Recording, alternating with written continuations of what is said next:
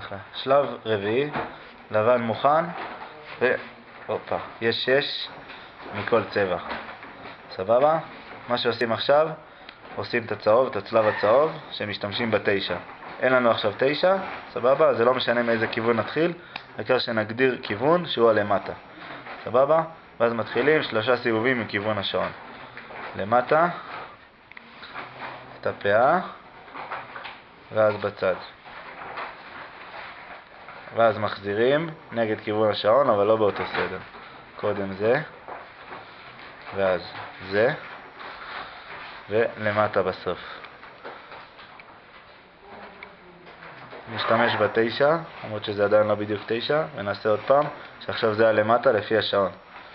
1, 2, ו3. ונחזיר אותו דבר. 1, 2, ו3. ויש לנו את הצלב, וזה מה שאנחנו צריכים.